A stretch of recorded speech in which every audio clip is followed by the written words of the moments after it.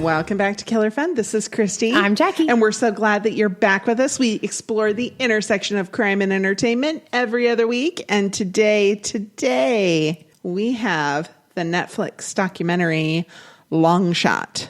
Not to be confused with The Long Shots, which if you go looking for this documentary, you'll find also on Netflix. They're very, very different forms of entertainment. Yes, extremely different. This one is 2 words, Long Shot. It was released in September of 2017 on Netflix.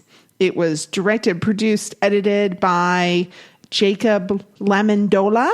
He's mostly done short films, documentaries, and documentary shorts. He's got an MO. He does. He has a focus. Right there. Mm-hmm. And this is probably his most well-known work. There are characters here, but there are no characters here. That's true. There are people who have character personalities. That's true. Yes. And there actually oddly are some actual characters. Yeah. Yes. As in TV characters. Yeah. Yes.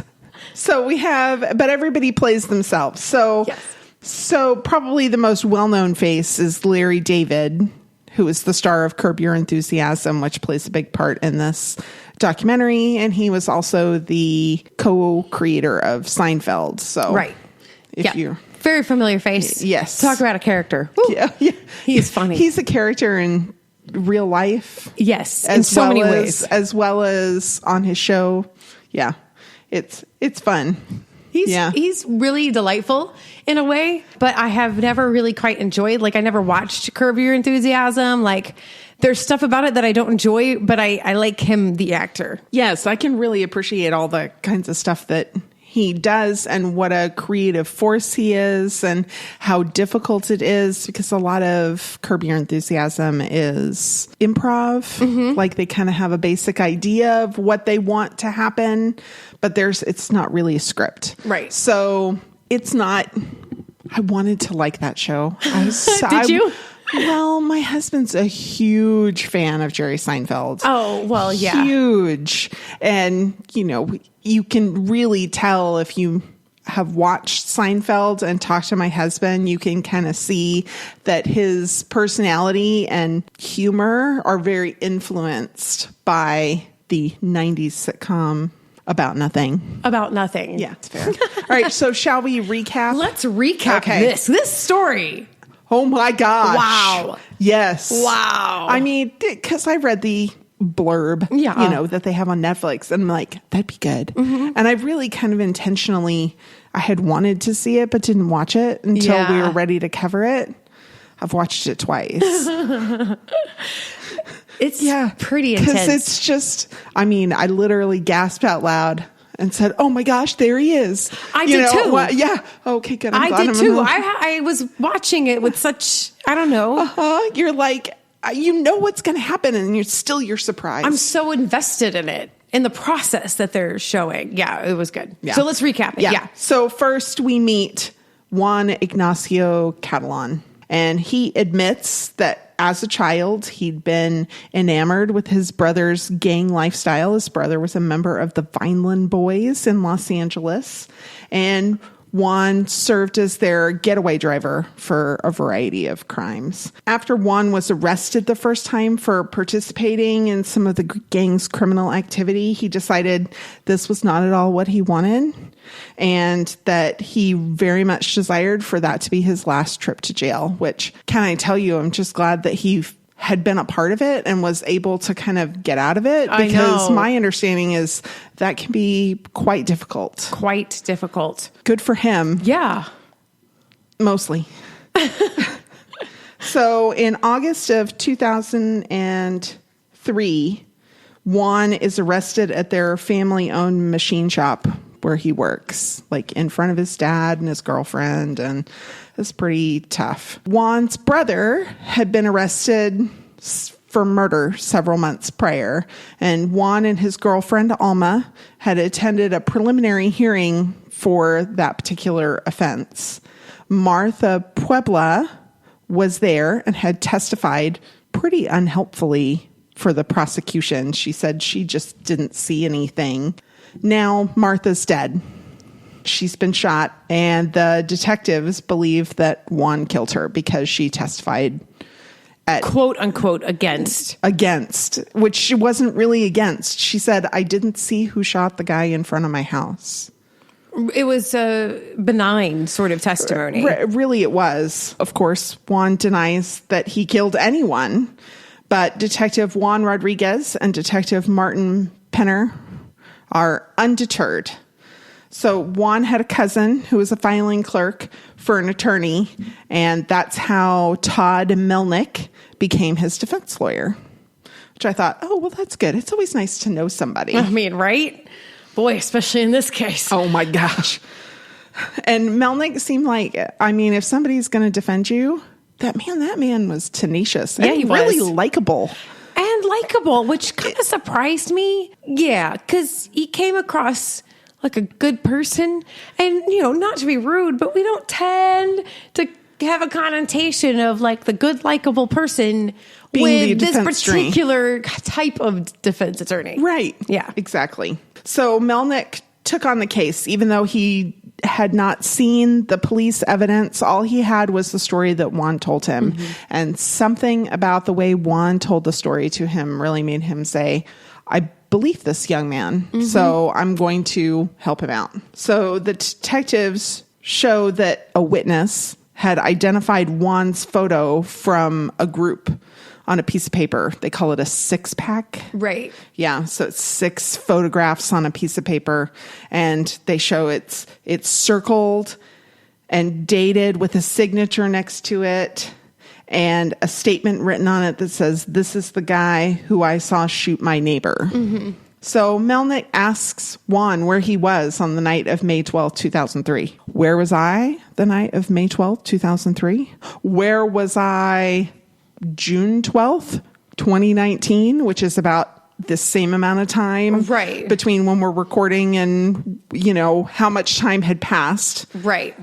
I don't know. I mean, I'd have to look at my calendar. I would have no idea. And that might not even tell me much. And not even. And especially then in 2003, most people didn't have like a digital calendar the way that we have calendars so easily and ubiquitous now. Yeah, exactly. That was the night of Martha's murder. Alma remembers that was around Mother's Day and that Juan had tickets to a Dodgers game. Mm-hmm. He'd gotten tickets and passed them off as a gift for his mother for Mother's Day, knowing that she was not going to want to go. No. She didn't care about the Dodgers. I love how honest he was about that whole scam. He was like, yeah, I did that. That was so funny. Yeah, it really was funny. He wasn't fooling anybody. So then they just have to prove that he was at the game. Right. Of course. He was at the game. He couldn't have killed her. He had taken his daughter, 6 at the time, and his cousin Miguel and his friend Ruben, and all of these people are willing to say, yes, Juan was with us at the baseball game. They do a really nice little bit of filmmaking here. They describe Martha's murder on one part, and then they talk about the details of the Dodgers game, since these things are kind of congruous. Right. They kind of, it's a nice little bit of filmmaking, the way they present that material. It's concise and informative, but still really interesting. Mm-hmm. I thought they did a great job. I thought it was really good. So then Beth Silverman is the deputy district attorney, and she was convinced that Juan's alibi was bogus. She was not going to let this go. She's nicknamed the Sniper because she was a proponent of the death penalty and had never lost a murder case, and incidentally still never has. So we'll get there. Because if you can't tell right now, I have a look on my face that says, huh? Yeah. Yes. Okay, we'll get there. Well, this never went to trial. Right, because it got dismissed beforehand. Right. Oh, that's sneaky. Yeah. So technically she's never lost. Mm-hmm. Yeah. Melnick, the attorney, contacted Sam Fernandez, who was the senior vice president and general counsel for the Dodgers. And he wanted to find out just where Juan was seated. They had the ticket stubs. They wanted to see where in relation to the dugout and different things, where he was, just to see if maybe anybody could confirm that Juan was there. Then he realized, there's Dodger Vision. Right, there's a video. Hey. Yeah, this is, everywhere has it now. I don't know if it was, I mean, yes, I think would say most sporting events had this where they put you on the Jumbotron. Right. Which if you've ever taken a child to a sporting event with a Jumbotron, their mission in life for that period of time that you were there is to end up on the Jumbotron. Right. Like that's everything at that moment, right? At that whole time, just every break, every song break, every little game they play. Yes. Yeah. They're on their feet. They're dancing. They're big. They want to be, at least to my children, have your phone out, mommy, so you can take a picture when I'm on there. Oh, my word. It's so funny. For two kids who can trend a little to shy around people they don't know, they're both big time performers. That's hysterical. Oh, it's funny.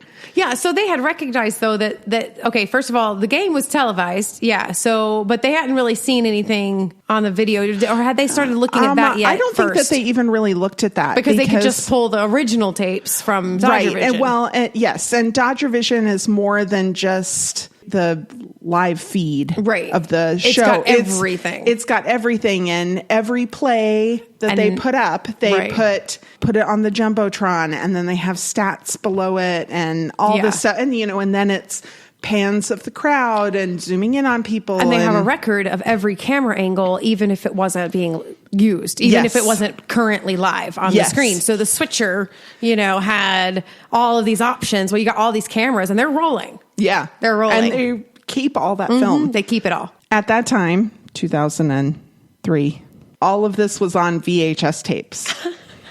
So while Juan was seen in the seats on these tapes, the resolution wasn't good enough to confirm that it was him. Right. Yeah. It was kind of, yeah, it's too bad. It was very standard. Yeah.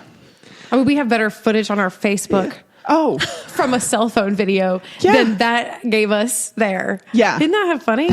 It's just amazing how weird. Quickly it comes up. So Juan recalls a lot of the details of the baseball game, and he realizes that there was somebody there, and I think they were filming something.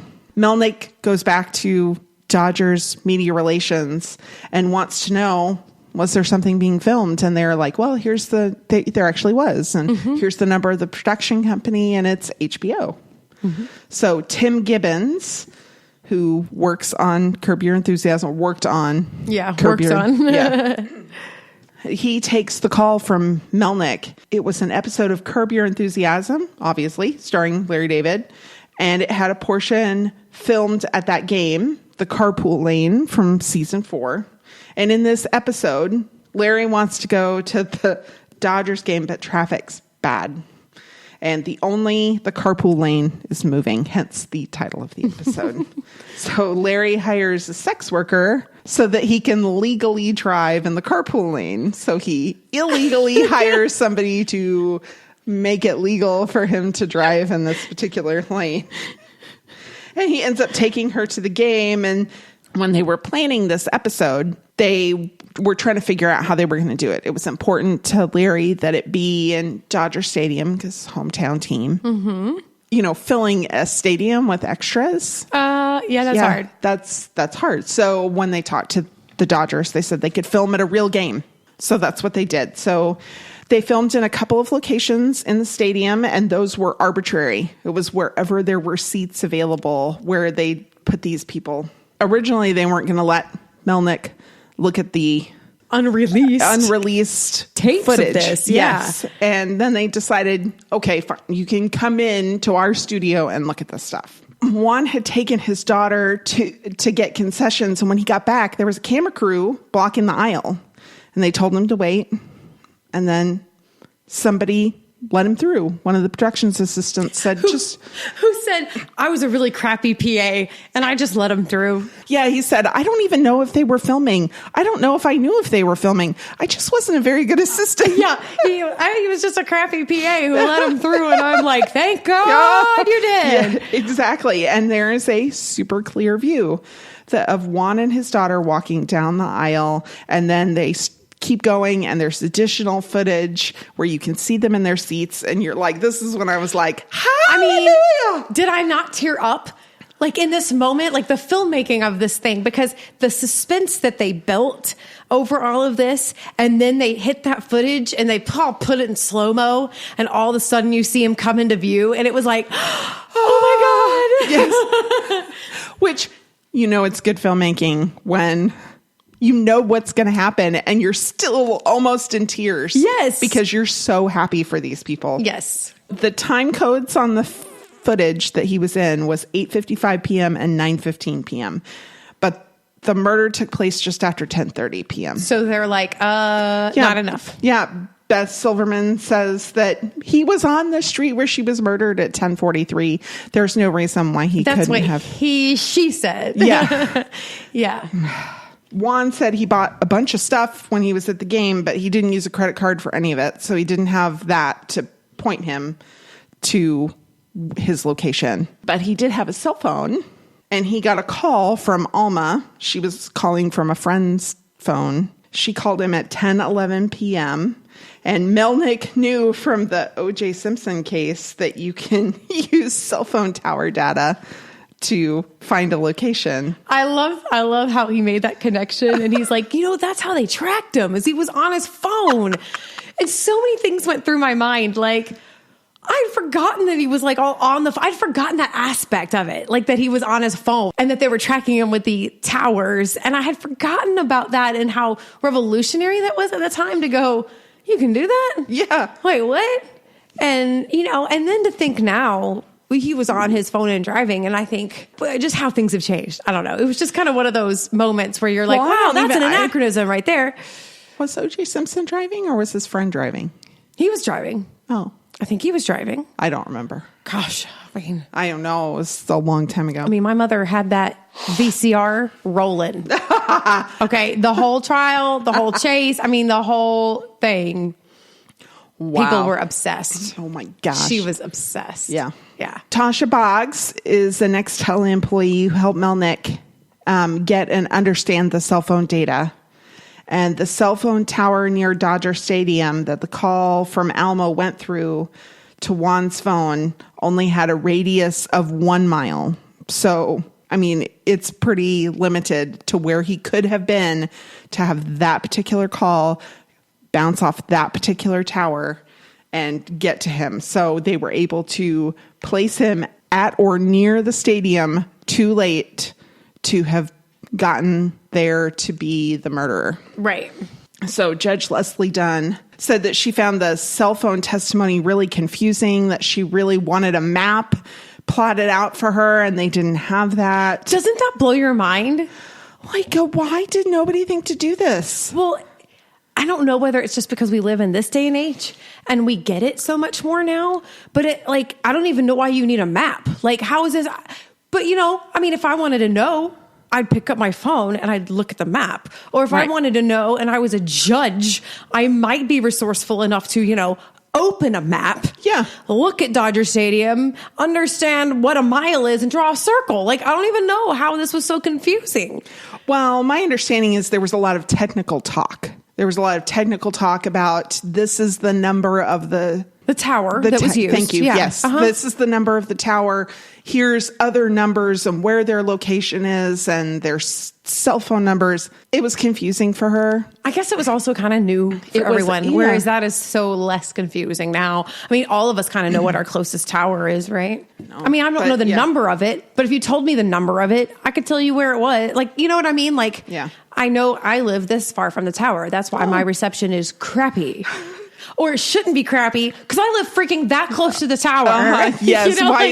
Why is my reception not better? We sort of have understanding of how that works now. So agreed. I don't know. So she found it confusing, and she knew that she had to decide whether this was going to be sent to a jury or whether it was going to be dismissed. And she really felt the weight of that choice. And so in effort to save court time, Judge Dunn took the interrogation tape home and listened to it over and over. And she listened to it and made her children listen to it. And she kept asking her, which I'm like, why would you make your poor children?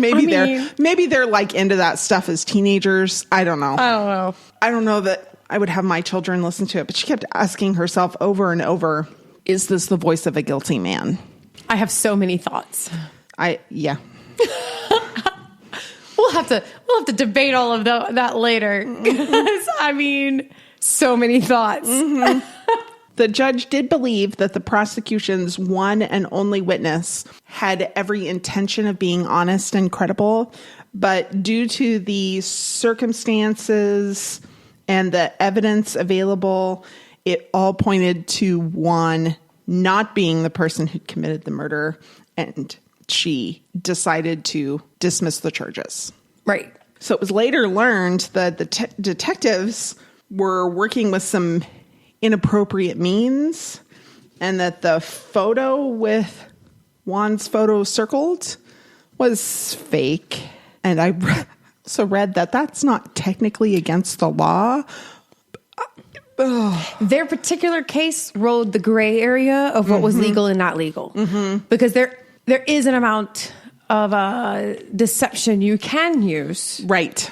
But even if they were within the law for the amount of deception, they failed on so many other areas that they were supposed to have done as investigators that it made it. Yeah. So Juan was eventually awarded $320,000 because of the detective's behavior and for the months that he spent in jail needlessly, erroneously. Right. Detective Martin Pinner was removed from working homicide, and Juan Rodriguez was transferred to auto fraud. The FBI later found that 4 men from the Vineland Boys, so 4 men from the gang that Mario was a part of, were responsible for Martha Puebla's death, but Juan was not a member of that gang. Nope. And not responsible for her death. Alma considers and goes over the what if a whole bunch of times. What if he'd watched the game at home that night? She was just so grateful that he went, even though I think she was maybe a little annoyed that he went at the time. Yeah, definitely. I really got the impression that she was kind of annoyed that he took their 6-year-old and kept her out until after 10 p.m. Yeah, like really late. Like she's calling him, like, where are you? Yeah. Why aren't you home? Because they've gone into extra innings. Yes. And, I got more to say about that too. Okay. Sam Fernandez also... of the Dodgers also kind of plays that what if game, and it really just kind of illustrates the amazing set of circumstances that benefited Juan. Right. Thankfully. So there was a reviewer, Claire Bueno from NetPicks. NetPicks. Yeah, I thought it was cute. She said that she thought that Juan bared an undeniable likeness to the... Oh, to the sketch? Yes. That was made? Yeah, to the composite sketch that was made by the only witness. And I was like, that looks like almost every Hispanic dude in Los Angeles. I mean... Especially in the early 2000s. Yeah. It was the style. It was the short hair, the thin mustache. The mustache was thick, but it was real short. Right. You know, the particular kind of mustache... I thought the facial features were really general. Like you could look and say, oh, that looks like that guy, and hold it up next to a guy who really looks very different from the first guy and think, oh, it kind of looks like him. Yeah. They said it was a striking resemblance. I was like, literally the sketch you drew looks like everybody on that page to begin with. And I get it. You're looking for that thing, but in no way would that sketch rule anybody out. No, agreed. It just really seemed very general. Oh, yeah. Like, I mean, you could take a picture of a white woman and put the most generic features on her and hold her up next to you or next to me, and we'd both kind of look like her. Right, especially like a pencil sketch like that. Right. There was nothing unique about the sketch itself. No. I know. I kind of laughed because I was like, I don't know. I kind of laughed because when they said it was a striking resemblance and they kept hanging their hat on it, I thought to myself... I feel like you're racist. Yeah. That's like saying all black people look alike. That's what they did. And I was kind of appalled. I'm thinking, first of all, you're in LA. Like, this is a very diverse town. Please tell me that you didn't just describe somebody and pin them for a murder based on the fact they had short hair and a mustache. Yeah. Are you kidding me? Yeah. Right now? Pretty much. But I did like what Claire had to say about the filmmaking. For such a small amount of time, there was much covered. So I have to praise the documentary filmmakers for their economic and acute editing. And I was like, that is right on. The story is simple, and they kept it simple with no repetition. Right. I'm like, amen. Because I could have seen somebody trying to drag this out for 6 episodes for a special limited series. Yes, they could have dragged on, and they just didn't need to. But I thought, I agree with her. Yeah. That it was really well presented. Yeah. All right. Well, we're going to take a real quick break, and then we'll be back with our Is It True? Can It Happen? More like, how does it happen? We'll be back in just a moment. Have you ever wondered what two Aussie dads Really inappropriate ones. would tell you if you asked them questions like, What if my kids catch me having special cuddles? "Ooh, awkward turtle"? Or is it okay to hide in the toilet and play games on my phone? Well, it better be. Maybe you want to hear our unique reviews of movies, beers, video games, etc. How about some cheeseburger spring rolls? Sure. If some or any of that tickles your fancy, then check out the Dad Zone on the Forge Audio Network. What do you do? All right. Thanks for sticking with us through that quick break. Now we're back. So is it true? Can it happen? How did it happen? Let's talk about some of this. Well, I was going to talk about the crime for which Mario was originally arrested for. And I pulled up an article and read it, and I thought, this is it. November of 2002. Mario was involved with some bad things, and evidently there were several incidents in 2002 in November.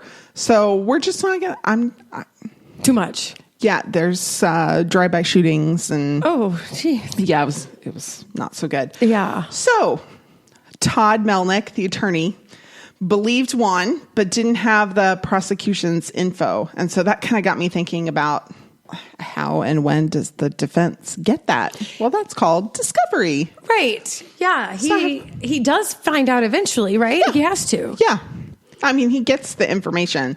Discovery is where the defendants find out about the prosecution's case, and in a sort of a less succinct way where the prosecution finds out about the defense's case. They can't spring stuff on each other at trial for the most part. Yeah.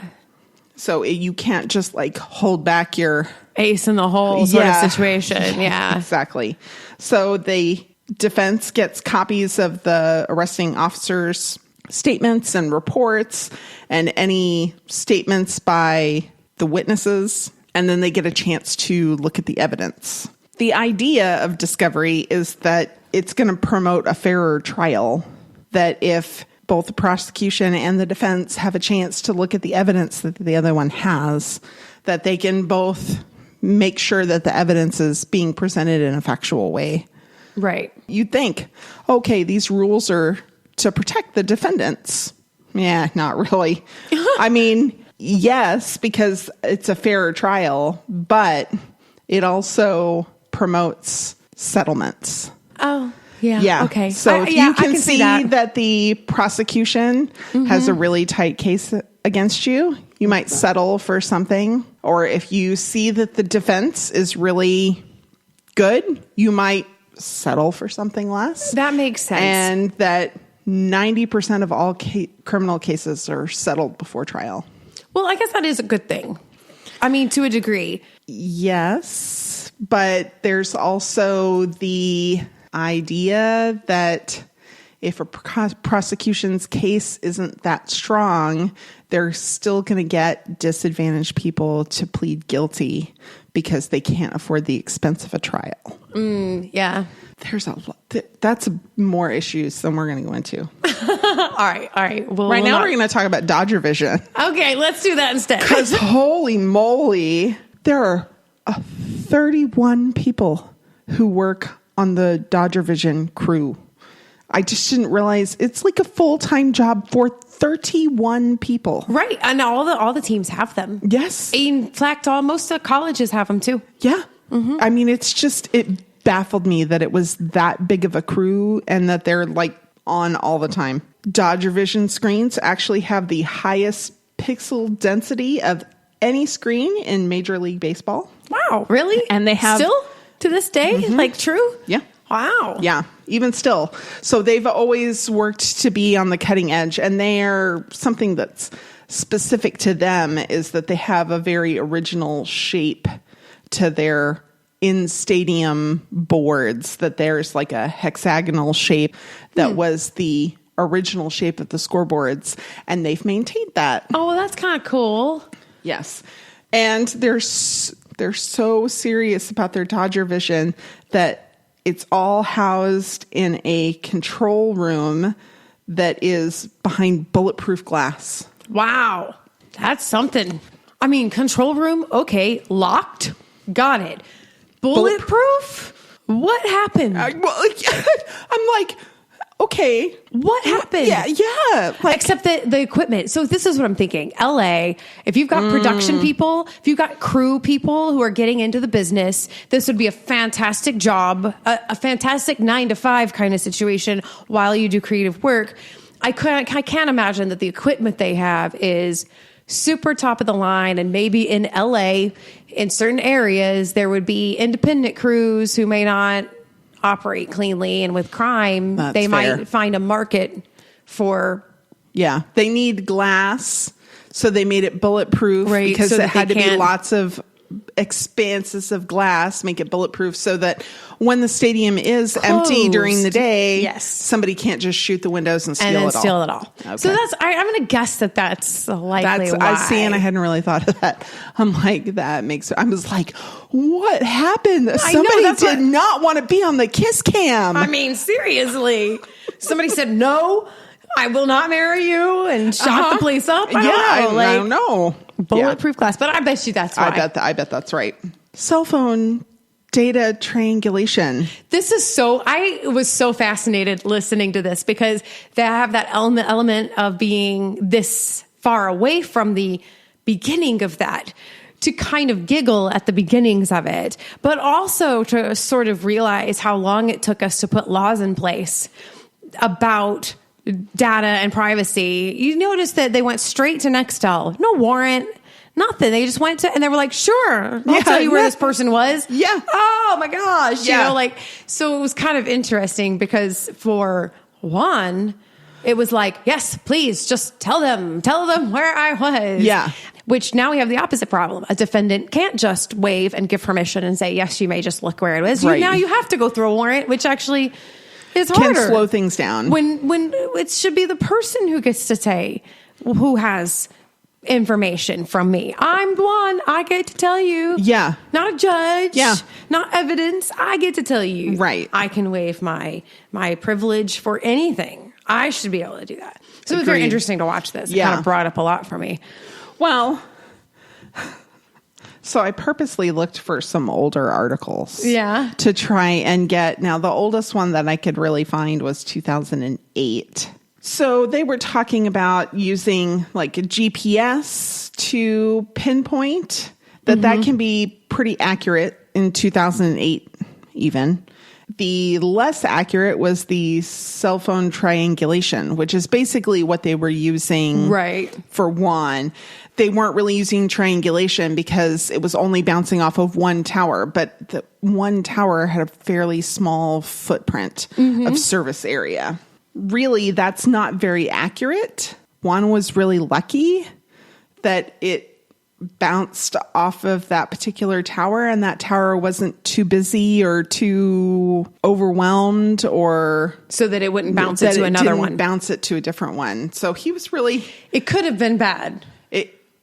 It could have been bad. And then, but can't they see that? They could have seen that. Okay, it got bounced from.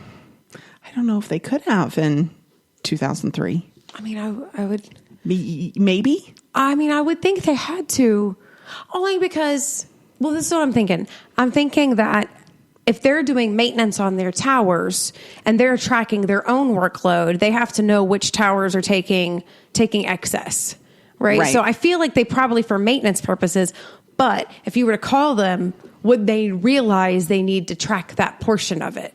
Right. Or would it have been too compartmentalized between the general, like what towers are being used, and then like here's maintenance over here who actually has access to how all things of are it. bouncing. It's really, so this article from 2014 from Tech Dirt talked about how inaccurate this can be, and that while it can be sort of useful in a lot of ways, that it doesn't really give you a very exact location, that it frequently will show you. So I don't know if you ever like track when your husband's coming home. Like my husband find friends and stuff. Yeah. Yeah. Or like just on the iPhone, you can, in messages, you can look and see where they are. And, I'll see him coming home, and it'll show him, I know what highway he's on. Right. But it'll show him fairly far distance, half a mile or more off of the highway. I know. Right. And it just doesn't, it's not down to it's not perfect. It's not perfect. No. And, and that's fine. And, I'm not like stalking my husband. I'm just, I want to know if he got caught in traffic without him having to text or call me and be distracted. So I know when to have dinner ready. Right. Yeah. Like, okay, do I need to wait to start these noodles or? Right. Or can I drop them now? Like, how close is he? Yeah. I mean. Well, I feel like different apps are better than others too. Because, like when you did, you ever go geocaching? Oh, we've talked about it before.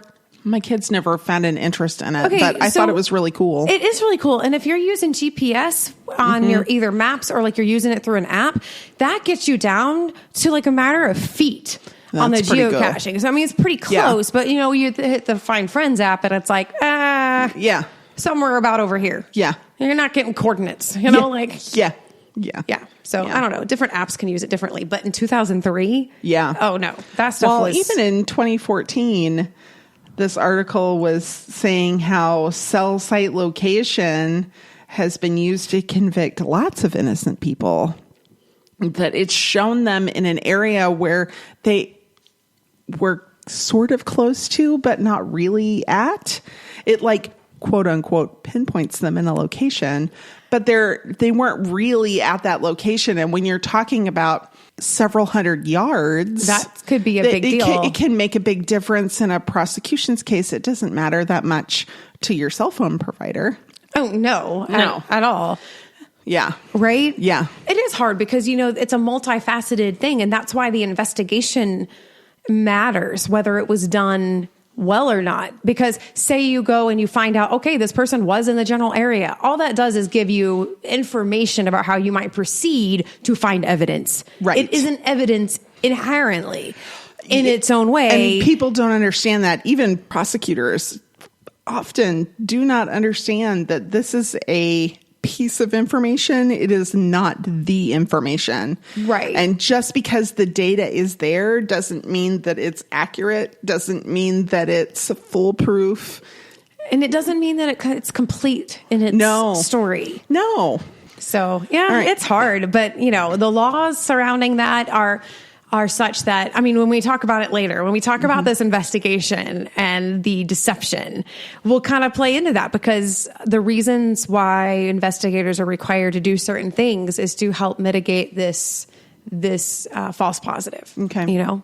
Well, somebody did kill Martha Puebla. They did. Somebody did. So let's talk about that a little bit. Ooh, yes. And then that'll probably lead us to the investigation. Anything that you'd like to say about that? So Martin Pinner and Juan Rodriguez had actually had contact with Martha Puebla prior to this incident. Mm-hmm. A friend came to her house, and her friend's boyfriend sat in the car out front, and her friend's boyfriend was killed in a drive-by shooting, November 27th, 2002. This is the incident that Mario was later arrested for. They found him, bullets in him, and he died a short time later. And Martha said she didn't see anything. It happened right in front of Martha's house. It's sad, awful. So when they arrest Mario and Jose Ledesma for this particular murder, they tell Ledesma that you're the murderer and we have the evidence to prove it. He says, no, you don't. And he says, I have witnesses that testify that you are the shooter. They did exactly what they did with Juan later, which is lay down a 6-pack of mugshots, and his image is circled. It says MP next to it, like she initialed it, and the words, "Those is the guy that shot my friend's boyfriend." Ooh. Ooh. So Ledesma ends up in jail, and there's a transcript. They record those calls. Right. By the way, unless you're talking to your attorney, they're recording your calls in jail. Yeah. FYI. So he calls one of his fellow gang members and says, "Do you know the girl that lives there by my house? Her name starts with an M. I need her to disappear. She's dropping dimes." Okay. He's talked to gang members and said he needs the girl whose name starts with an M to disappear. The detectives, Pinner and Rodriguez, they didn't listen to it. They didn't listen to this.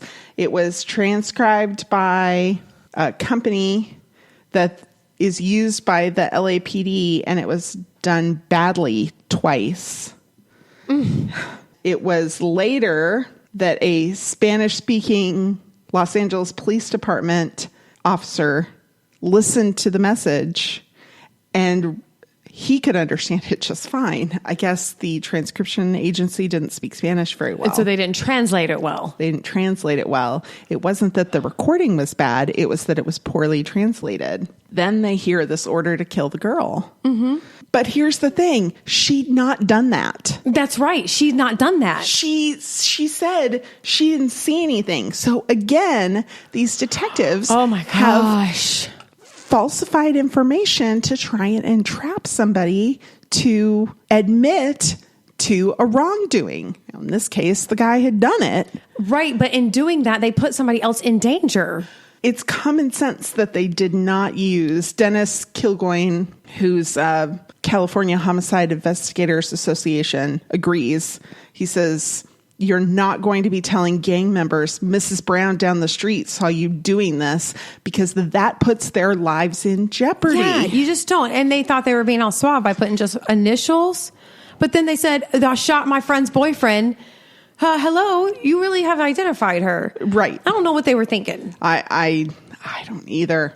Okay, I have a question. Do we know what the time frame is between the time that the translation of this call was known by these investigators and when her death was? Yes, it was not until January of 2005 that a Spanish-speaking LA Police Department so way officer, after the fact. Way after. Oh, so sad. So she died in May of 2003, and it wasn't until January of 2005 that a Spanish speaker from the LA Police Department went back and listened to this.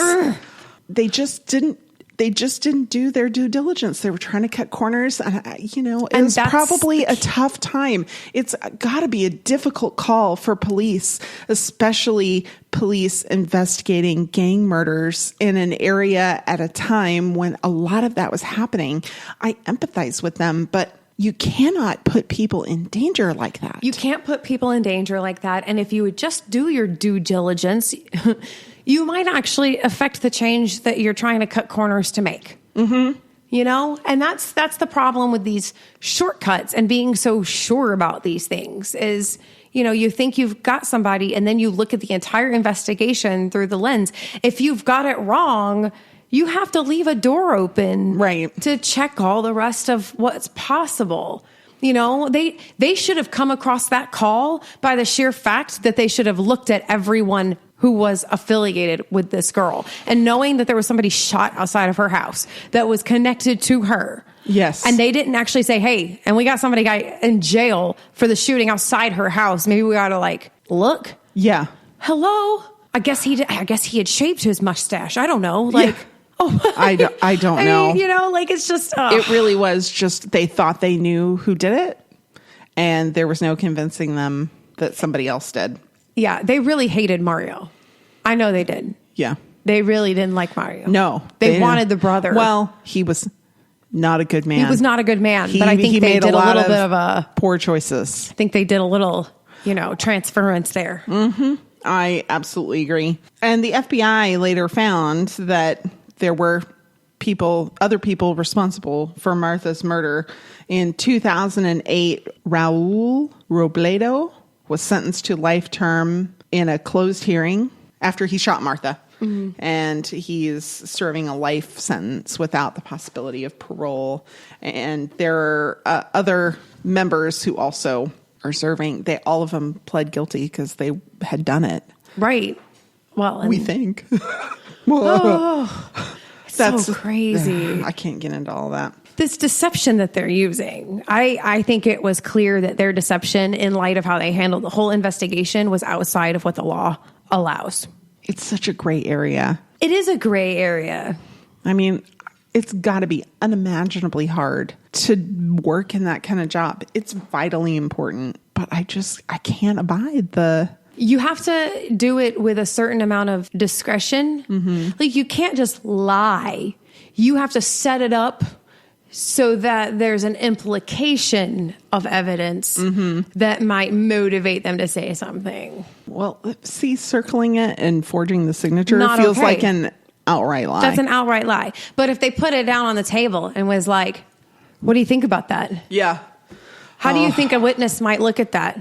Oh, These are the things that make a person start thinking, oh my God, they already have my mugshot on the array. They're close. They have an idea. If you're guilty, you might think, or you might say something. You might slip up and give the investigator an opportunity to then go, okay, well, let's talk about what you just said now. But they've never said, hey, we have identified via a witness. All they've kind of done is opened the door. Yeah. And so there is an amount of legal deception. Man, it's tough. And that's really hard. I don't know. It's just, about. Yeah. I mean, on the one hand, if you can catch criminals and, let them catch themselves in the spider web, that's awesome. But on the other hand, you can't lie and put people's lives in danger. No. Well, it's hard too, because, they have these laws in place, and it really rests on the professionality of the officers themselves to use the leeway they've been given as professionals who understand their field and who understand people and how they work. Right. Because it can be used just as easily to determine whether you think they are lying or not. If I put something in front of you and it's a vial, and I'm like, and then I start talking about DNA evidence, and they're like, run it. Yeah. You're like, okay. Now I understand. Now I understand where you are. If you start evading, redirecting, or if you get all like, my lawyer's going to get on that. Okay, well then maybe we do need to find some DNA. Yeah. Right. So it kind of gives you both ways, an investigator, a tool to kind of say, okay, well, I put it to the test, this litmus test, and they acted the way the profile of a, not guilty individual. Yeah. Would act. So, but then you got to trust the people if I'm who are ever using arrested, I'm just not going to say anything until an attorney is present. And as a non-attorney who is not giving you advice on a podcast, I'd recommend you do the same. If you are arrested for something, have an attorney with you, somebody who has got your best interests. Even if you didn't do it, just because you didn't do it doesn't mean that they're not going to try and pin it on you, or that they don't legitimately believe that you committed the crime.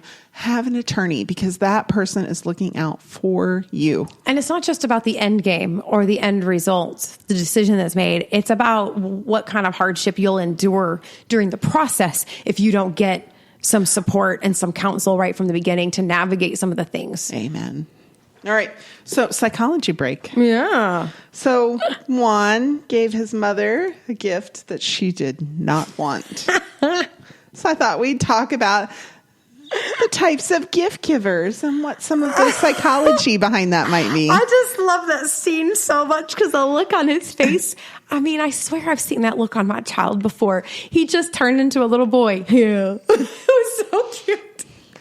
Funny. It was darling and very endearing. Yes, it actually kind of was, even though it was such a shady thing to do. Yeah.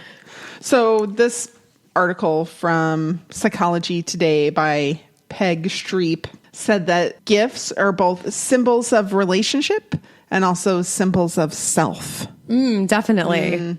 Definitely. So we kind of believe them to be revealing in the nature of our connections with others. Oh, yeah. I am probably neurotic about this. Yeah. Like, this is a dark, dark hole for me. Yeah. Oh, really? I have issues. Like, what does it say about this person if they don't know me well enough to give me a gift that I really appreciate? Yeah. Yeah. I put more emotional stake in it than I should, but I know that. Okay. And I'm working on it. Okay. I've gotten better. Okay, good. I have gotten better about it. Yeah. Well, and you feel like if they don't know me well enough, do they really love me? Well, and that is then kind it of gets the all slippery like, slope. I think it's less about, hey, they got me something that is a little off about some, superficial. Right. Oh, you brought me cookies. You forgot that I don't really like macadamias. Mm-hmm. Okay. There are 5 types of gift givers. All right, let's hear them. I'm scared. No, don't be scared. There's the genuine giver, the person who actually thought about you and what would give you pleasure. One was not a genuine gift giver in this particular instant. No, he was not. You could argue that his mom is probably glad that he gave her a selfish gift. She is now. The gift, being a selfish gift giver, was the greatest gift he could give her. Oh, man, what a conundrum. That is a conundrum. All right. Then we have the status hound. This is somebody who's giving you costly gifts, expensive gifts, to show you how much money or power they have. That's the type of gift giver I have a love-hate relationship with. Yeah. Because on the one side, I see what's going on there. And on the other side, I'm like, it still benefits me. I got a really nice, expensive purse out of that. Yeah. Kind of. Like, I can be a little selfish with that. Gifts are my love language. FYI. Okay. That's like my thing. Yeah. Good to know. I grew up that way. That's how my parents were. Yeah. And so, it's fine. There's nothing wrong with that. Oh, there was nothing. I loved every minute of it. Are you kidding? They understood me. Yeah. Well, there's nothing wrong with that inherently, as long as you appreciate that the thought that went behind it. Right, exactly. It doesn't necessarily have to be an expensive gift, though. Expensive gifts are nice. They are nice, but you're right. It's not really about the cost. I enjoy the gift giving. I do. I think that's just, I don't know. There's something fun about it. Yeah. Like even my dad was here last week. And we were at Barnes and Noble and we were sitting and I looked over and there was this little water cup, a reusable water cup. And it was like a can, but kind of tall and had a straw and it was cute. And it said, "It's football, y'all." And I was like, "Oh, I love that." And he sure did pick it up and buy it for you, didn't he? He was like, "Here." He gave me his credit card and was like, "Well, go get it." Aww. See, those are little delightful things. I mean, it was like, I think $11.99 sort of little gift. And I just was absolutely delighted. But the point was, most of the time I would window shop that and I'd be like, "Oh," and I'd put it down and walk away. Right. But my daddy was there, so he bought it for me. Yay. Then we have the wolf in sheep's clothing giver. This one, they want their gift giving to be even Steven. Yes. They want you to spend the exact same amount of money on them that they spend on you. They're going to spend the exact same amount of money on everybody at the same equal level. Correct. So, yes. For example, a grandparent might set a budget and say, I'm going to spend this much per grandchild. Now, if you get something on sale, okay, you can still count the regular price. Yeah, absolutely. I would agree with as that. Part of that budget. Yes. But the wolf in sheep's clothing gift giver is going to spend every penny and expect you to also respond in kind. This is a way that they test people. It's more, it sounds like it's just about being fair, justice, even, but I would say in my experience, but also in reading and investigation, these can be tests for certain people. Not everybody. Some people are just trying to get it right.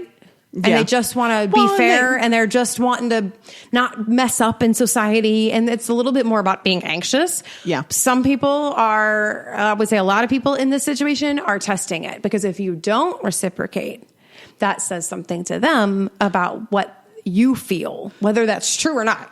Right. They are placing a value on it that is more than monetary. Yes. But monetary is extremely important. Yes, it is. Then we have the power player.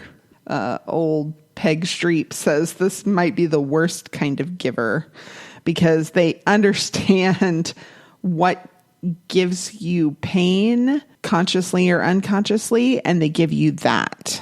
Whereas some people might think it's very sweet to be given a gift that once belonged to a dead relative.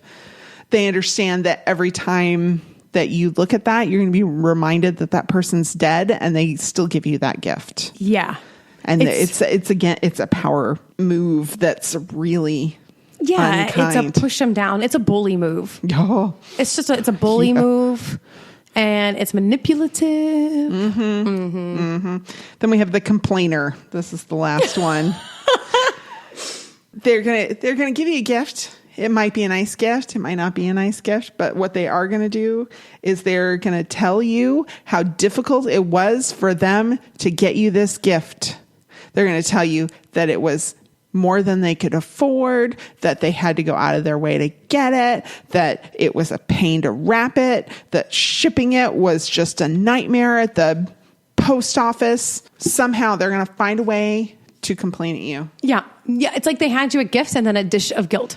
Here. Yeah. Exactly. Here's all of that. Yeah. Mm-hmm. And really, sometimes those people just want you to know what they went through because they want you to realize that you're worth the effort. Mm-hmm. But that's not what comes across. No. Mm-hmm. All right. Yeah. So then we have Alma. And also Sam Fernandez. They kind of play the what if game. Yeah. That's a risky little game. It is a risky little game. I mean, you got to be careful. Now, worry is a form of fear. And a lot of people, now this is maybe a little less destructive in the show, the what if game, because they're looking back and the bad things that they can say, what if he had stayed home and watched the game and only the people who were in his house could have vouched for him. Right. You know, given him an alibi, and those people wouldn't have been believed. Mm-hmm. You know, because they weren't. Right. I mean, we had witnesses. They were not believed. Care. Right. Mm-hmm. Yeah. They were not believed. No. So they would not have believed somebody if they'd said. So they're able to look at it from a place where that didn't happen. What if it had happened? Which I think maybe is a fair exercise in appreciation. I was about to say, it's an exercise in gratefulness. Yeah. Yeah. But the what ifs in life can really be paralyzing for some people. Really, what happens is people look for a source of worry outside of themselves. Mm-hmm. They think that their worry and their what ifs are triggered by life experiences, what's going on in the world that makes me feel this way, and that makes them feel really vulnerable. Whereas you can be affected by things happening outside of you, but how you end up dealing with them is very internal. Yes. It's very much it's something you can learn to control to some extent. Yeah, there's an amount of influence you have over yourself, obviously. Mm-hmm. We know that because we grow as people. We do change our minds about things. But we have a framework from which we work. And what may not be able to be changed are some of those more inherent personality traits in the way that we look at the world. Maybe the way the framework was built when we were a child, even if you try to change it, you don't necessarily burn it and rebuild it. There's still some of that there. And over time, different ways of looking at the world can become more automatic, but we definitely can change the process of how we handle what's happened to us, right? Even if I naturally assume that a gift that's given to me is insensitive because I have a natural because I'm a love language gift giving, or gift receiving, just because of that doesn't mean that I have to assess it and then proceed based on that framework. Right. But I may never change my framework that I really like that and that means something to me. Right. So we can exercise some control over the process of what we choose to do with it. And worry is about yourself. Right. Yes. Worry is about yourself. Concerns, those are about life around you. Okay. Worry is internal. Okay. So if I have a concern about something happening, I'm concerned about this, sequence of events that is somewhat predictable, and there's a chance that could happen. Maybe I ought to then prepare. Maybe I ought to do something like make a few phone calls. Maybe I ought to throw that extra thing in my luggage when I travel because I thought about it and I went, maybe I could use that. There are concerns, and that has to do with the outside of the world. But when you talk about worry, you're talking about your fears. Mm-hmm. Yeah. And they said that it can be a sign or a symptom of obsessive compulsive disorder when you fixate on these things that it can be more difficult. And again, you can use therapy, cognitive therapy and things to help you deal with that more effectively. This is similar sorts of thoughts and treatments. Yeah. And obsessive compulsive, there's two parts to that, the obsessive part and the compulsion. The obsessive is the thought. The compulsion is to do. Yeah. And you may have symptoms of obsessions and not compulsions, and you might have compulsions and not really obsessions, or you might have both, and cognitive behavioral therapy can be great. It's more helpful if there is a behavioral component attached to that cognitive therapy. Okay. Just going in to try to change your framework, no matter how many leadership conferences you go to and how many life coaches you have and how many CEOs tell you to just change your mind, it really doesn't work unless you change the behavior behind it and change your environment. There's physical things that support that side of it. But even more helpful, and people do not want to hear this, but a good little bit old-fashioned kind of talk therapy, a little bit of reassessing the framework. Okay. It's not necessarily what is considered professionally as cognitive therapy. Okay. But it does help us to grow that framework and grow how we approach things. And so it's not scary, y'all. Go talk about things, It's totally fine. Maybe there's a legitimate reason you're worried about something and now you just can deal with it. Right. There's good things. Yeah. Yeah. Well, and that's in the strategies listed here about what you can do. You can face your worry head on. Face it. Face it. It's probably not as scary when you sit down and talk about it with somebody. You can retrain your brain, learn some new mental skills to help you get out of being fixated on worries. Right. Exercise is a natural anti-anxiety. Not to say that you can exercise depression or anxiety away, but it will not hurt. It will set you up for better success. If you're affected in a limited way, it could be something that could help you. Right. Yeah. You can pray or meditate, clasp your hands, and give yourself a chance to think about things. And you can talk to a higher power, or you can just meditate on them, and that can give you some clarity and closure. And it's helpful. It gives you time to center and be quiet and understand what you're thinking. And then, worry wisely, worry intentionally, use it as a fuel to motivate you to, like you said, pack that extra thing. Right. Yeah, I think sometimes we want to demonize those parts of ourselves that are negative or not fun. The buzzkills of life. We kind of just want to say, that's a bad thing about me. Well, maybe I could see how it would be a dysfunctional part of your life if not managed well. But imagine a world in your reality where the fears and the anxieties and the worries and those things that are the buzzkills of your personality that you don't like, or the compulsions you have. Imagine a world where those things were just data points on your reality. And what if you took those data points and used them to chart a course rather than to define who you are? Ooh. What if? That's a what if. That's a good what if. I like that. All right, let's talk about some real life stuff. Larry David didn't have to hire somebody to go to the game with him. He could have walked. There are legitimate ways to walk to Dodger Stadium that are totally safe. I'll post an article on our social media. You can find us on Twitter at Killer Fun Pod. You can find us on Facebook, Killer Fun Podcast, exploring the intersection of crime and entertainment, or you can send me an email, killerfunpodcast@gmail.com. And there's ways you can park and take a very nice 30-minute walk to be able to get to Dodger Stadium, and you can save money and you can save time. You're going to spend the same amount of time sitting in the traffic. True. As if you had just parked and walked. Make sure you take a flashlight so that when you leave, you have a flashlight and you can be seen. Yes. Yeah. Or make sure that your phone is with you and you could turn on your flashlight there. Exactly. Another thing he could have done rather than hiring a sex worker, not that we have anything wrong with sex workers who are not being exploited. I don't care. Whatever. If it works for you, good.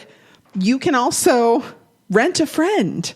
There's rentafriend.com.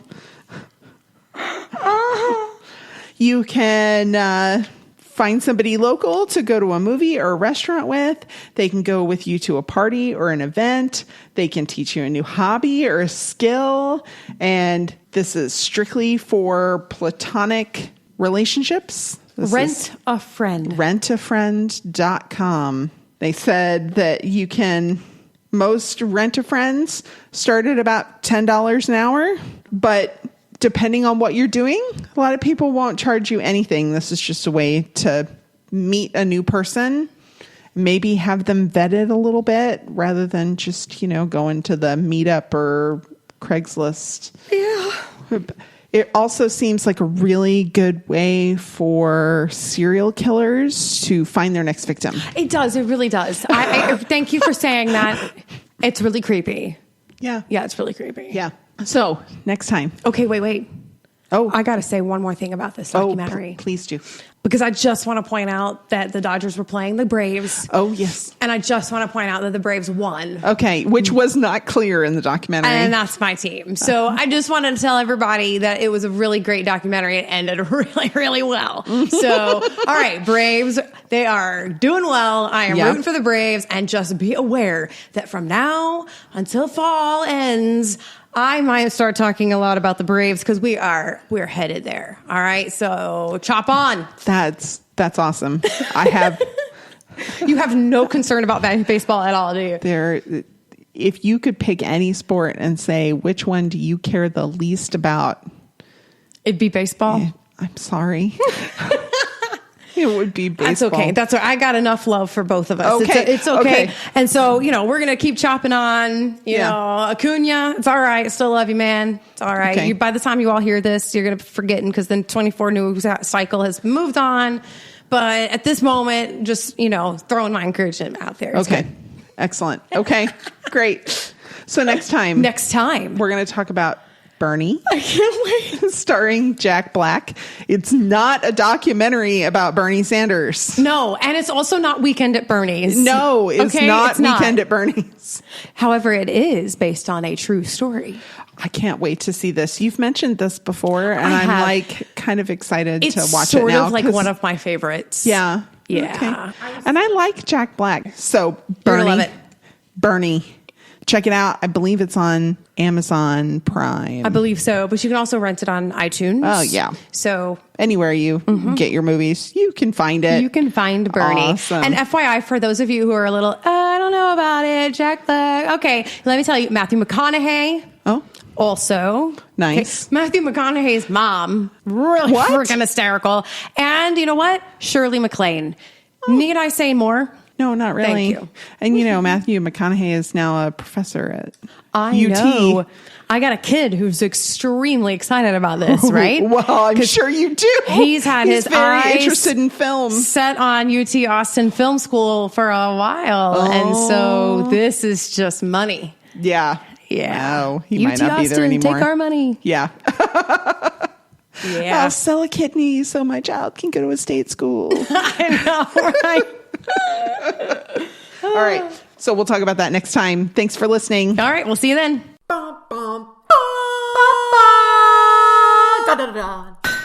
Forge Audio. Dream it.